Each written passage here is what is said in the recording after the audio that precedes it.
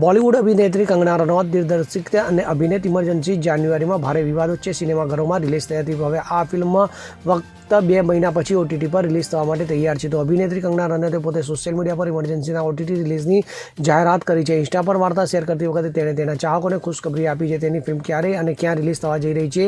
પોસ્ટની સાથે કંગનાએ પોતાના ફોટા સાથે ભૂતપૂર્વ વડાપ્રધાન ઇન્દિરા ગાંધીનો કોલાજ પણ શેર કર્યો છે. તો કંગનાએ જણાવ્યું કે ઇમરજન્સી ફિલ્મ આગામી 17 માર્ચે નેટફ્લિક્સ પર પ્રીમિયમ થશે. તો ઉલ્લેખનીય છે કે કંગનાને આ ફિલ્મોમાં માત્ર અભિનય જ નહીં પરંતુ તેનું દિગ્દર્શન પણ કર્યું હતું, જેના માટે તેણીની ખૂબ પ્રશંસા થઈ હતી. તો ગયા વર્ષે ઓગસ્ટમાં એસજીપીસીએ ફિલ્મના નિર્માતાઓને કાનૂની નોટિસ મોકલી હતી, જેમાં આરોપ લગાવવામાં આવ્યો હતો કે તેમાં શીખોને ખરાબ રીતે દર્શાવવામાં આવે છે અને ફિલ્મો પર પ્રતિબંધ મૂકવાની માંગ પણ કરવામાં આવી હતી. Bureau report CN24 news.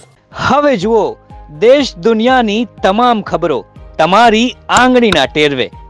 ઉઠાવો મોબાઈલ અને Google Play Store પરથી ડાઉનલોડ કરો અમારી CN24 ન્યૂઝ મોબાઈલ એપ.